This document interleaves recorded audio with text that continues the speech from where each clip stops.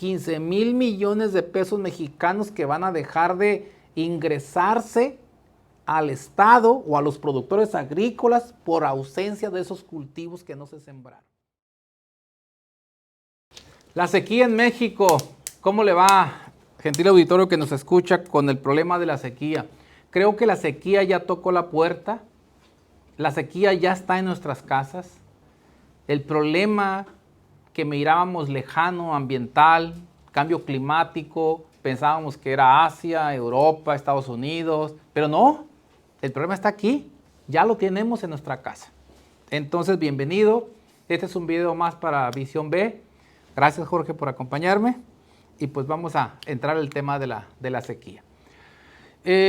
Para nadie es un secreto que ahorita en el 2024 tenemos un problema de escasez de agua, porque hay pues pocas lluvias, hay un calentamiento global, un aumento del clima que nos lleva al calentamiento global o producto del calentamiento global, y pues hay poca agua acumulada en las presas. En México tenemos más de 210 presas o grandes presas, de las cuales más o menos como 116 presas, para ser un poco más precisos, están por debajo del 50% todas. Ahora, hay un organismo que se llama Monitor de la Sequía en Norteamérica, y ellos pronostican que este es el año más seco en los últimos 80 años.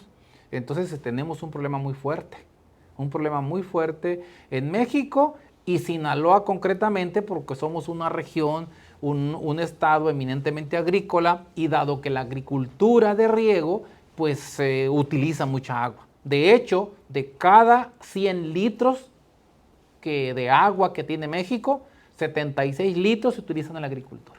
Las urbes, las ciudades, solamente utilizan el 14% del agua.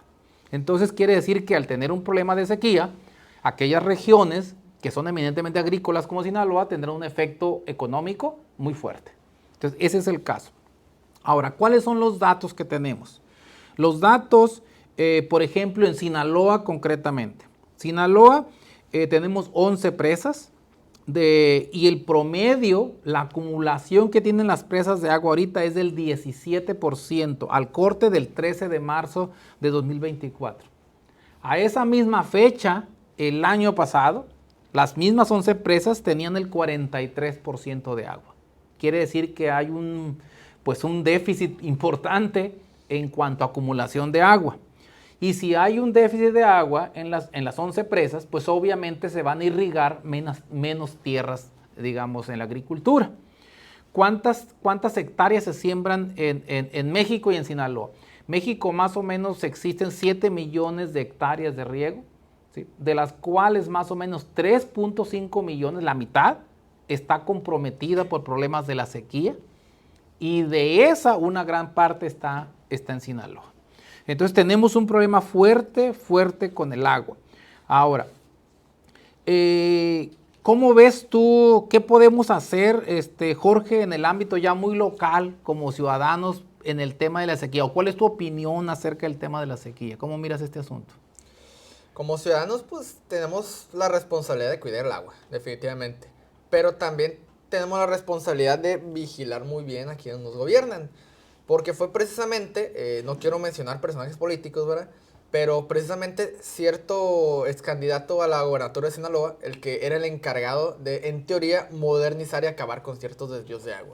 Este problema de la sequía pues lo tenemos desde ya 5 años, que tenemos déficits constantes en el agua.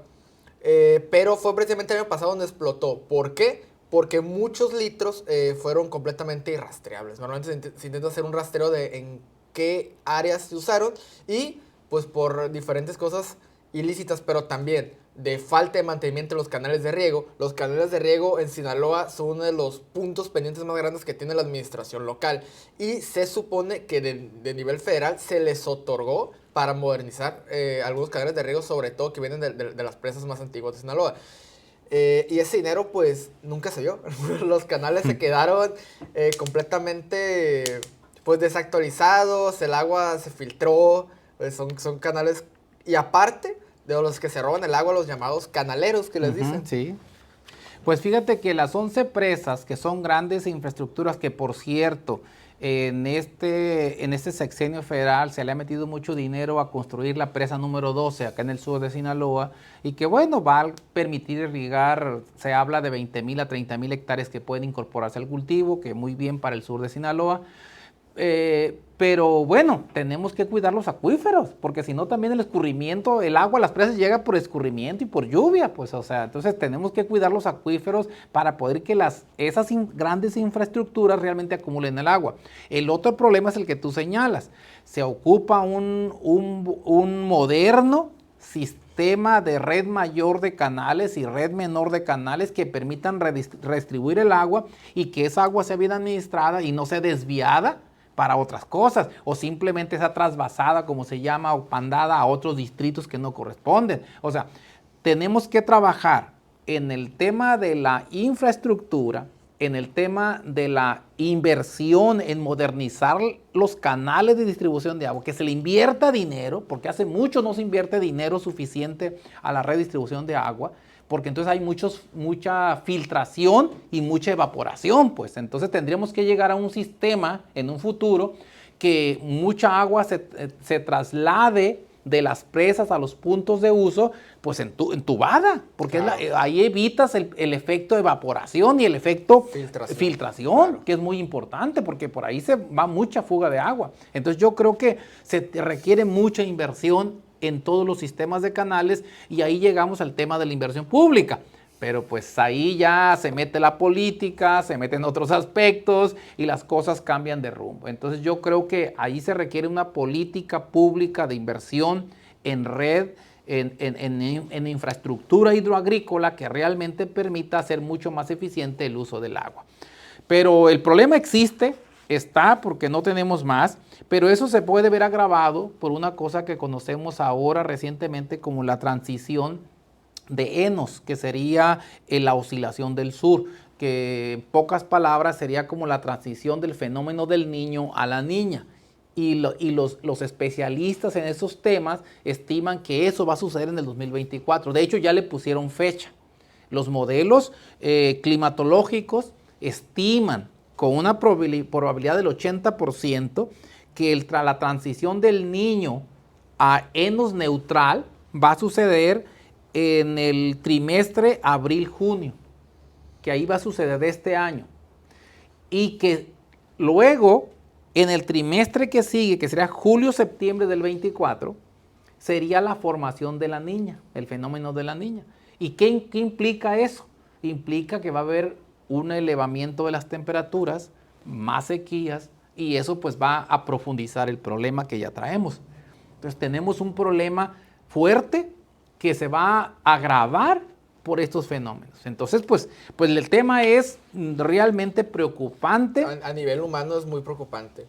Trabajado desde la disciplina, por ejemplo, del trabajo social, se ve que nosotros no dimensionamos aquí en la ciudad de Culiacán porque realmente sí hay colonias que se quedan sin agua, pero si te mueves un poquito todavía más para el norte y para Choix, por ejemplo, allá directamente no tienen agua. Allá directamente ya está tan normalizado no tener agua que cuando se hicieron encuestas allá se le preguntaban a los niños si tenían agua en su casa, para empezar. Pero los niños ya tienen tan normalizado eso de no tener agua en su casa que decían, sí tenemos agua en unas cubetas.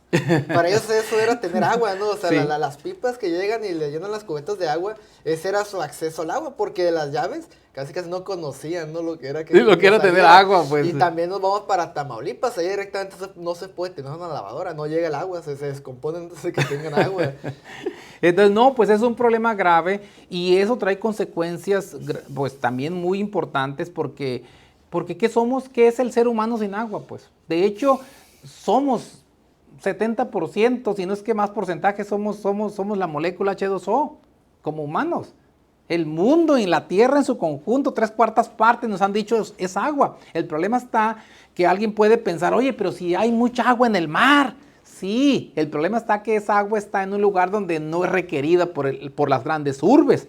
Y no es que no haya tecnología para quitarle la sal al agua del mar. El problema es que hasta ahorita la tecnología resulta incosteable hacer ese proceso y traerla a las urbes.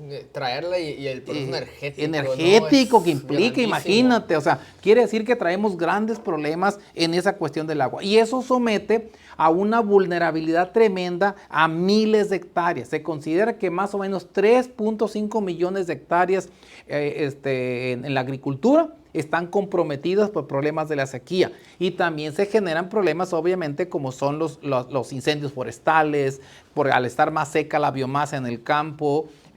Puede haber mucho más, que ahí lo vemos en las noticias, simplemente mire las noticias y vas a ver que creo que días recientes había un incendio aquí en Cozalá, en el caso de Sinaloa, en Jalisco ni se diga, en el Estado de México, o sea, hay incendios, o sea, que se están generando por problemas de la sequía. Pero yo creo que también habría que poner algunos números de cuánto podría ser el efecto económico de la sequía en un estado como Sinaloa. Pues lo primero, habría que sacar cuentas de qué cultivos bajaron y cuáles subieron, porque bueno, no hubo agua suficiente para todas las hectáreas de maíz, porque es un cultivo de alta demanda de agua, pero entonces muchos productores agrícolas dejó de sembrar una parte de maíz y se fue a frijol, se fue a garbanzo, se fue a cártamo, que son cultivos de menor demanda de agua. Entonces, haciendo las sumas y restas que eso te da, una estimación gruesa nos diría que más o menos las hectáreas que se quedaron sin sembrar en Sinaloa en este ciclo otoño-invierno, más o menos son 250,000 hectáreas.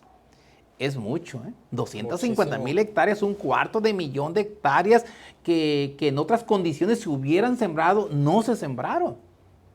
Eso de por sí ya te habla de un número muy grueso y de una importancia de lo que va a suceder en los siguientes meses cuando pues llegue la época de cosechar y qué vas a cosechar. Y la migración, ¿no? Porque el maíz es un cultivo importantísimo, ¿no? Se le puede considerar casi un bien que afecta los precios de los demás bienes por lo importante que es para el mexicano, simplemente, ¿no? La tortilla, los cereales que se hacen como derivados del maíz, etcétera. O sea, tiene muchas consecuencias. Entonces, esto va a tener efectos económicos en la derrama económica, en el gasto de las personas, y obviamente efectos en el empleo, pues inclusive hasta en los impuestos que cobre el Estado o los gobiernos. Ahora, sacando los números, eso es en cuanto a hectáreas el impacto, más o menos 250,000 de hectáreas. Pero el impacto económico, ya convertido en pesos y centavos, ¿como cuánto sería? Yo lo que hice fue hacer unas estimaciones gruesas, nos podemos equivocar, pero es una aproximación gruesa que nos da idea de cuánto es el impacto económico, y hemos estimado que más o menos serían 15,000 millones de pesos mexicanos. O sea, 15,000 millones de pesos mexicanos que van a dejar de ingresarse al Estado o a los productores agrícolas por ausencia de esos cultivos que no se sembraron, ¿sí? 15,000 millones de pesos representa aproximadamente el 2% del Producto Estatal Bruto. Cuidado, es un duro golpe para la economía local. Entonces, pues de que hay consecuencias, hay consecuencias.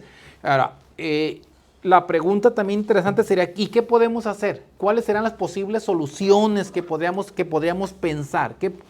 ¿Por dónde podríamos o qué deberíamos de hacer para evitar esas consecuencias pues que se repita el siguiente año? A ver, Jorge. Bueno, pues una de las principales que se tocó marginalmente era tecnificar la agricultura, ¿no? O sea, empezar a tener procesos más modernos de riego que no desperdicien tanto el agua. La recuperación de aguas residuales en agricultura y también en las urbes, ¿por qué no? Unos mejores sistemas de monitoreo, pues para el control del uso, ¿no? Porque estamos viendo los desvíos constantes de agua, es un tema que también tocamos, y una política pública del uso eficiente del agua. A ver, hablando de otras cosas, pues podría ser una política de inversiones sobre sistemas de agua y un instituto estatal del agua, que sería un grupo de universidades, un grupo de estudio que se encargara de ver unas maneras de tecnificar y encontrar soluciones para el tema de agua. Personalmente, también nosotros como ciudadanía lo que tendríamos que hacer es asumir responsabilidades de informarnos y vigilar a quienes nos gobiernan. ¿Por qué? Porque si no, estos cambios no se van a dar.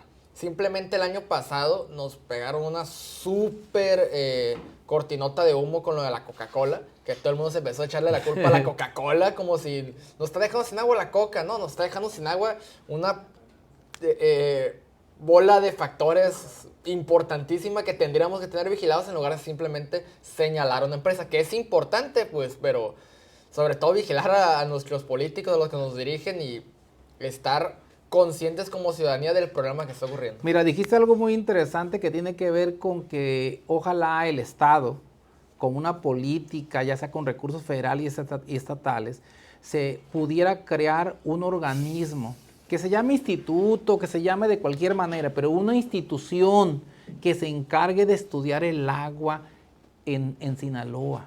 Si somos una entidad que depende eminentemente de la agricultura y la agricultura depende eminentemente del agua, pues yo creo que la lógica debería llevarnos a crear un instituto del agua en Sinaloa y que ese instituto obviamente se aloje en las universidades de Sinaloa, puede ser la UAS, la UADO, digamos el tecnológico, no sé, o a lo mejor hasta un grupo de universidades que coordinen ese instituto y que exista para encontrar soluciones al problema de la sequía, que sea un grupo de estudiosos. Porque si no, pues ¿cómo vamos a solucionar un problema, a encontrar las soluciones de un problema? Yo creo que por ahí tendríamos que caminar y esa propuesta es muy importante. Crear un instituto estatal del agua que permita profundizar y encontrar soluciones al problema de la sequía en Sinaloa.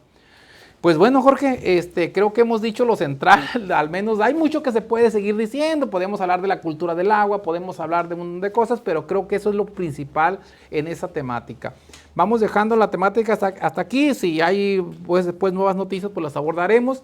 Le agradecemos a usted su sintonía, que nos dé ahí su pulgar hacia arriba, si quiere algún comentario, suscríbase al canal, con eso nos ayuda mucho y le agradecemos por sus preferencias al canal, a todos por estar viendo el canal Visión B.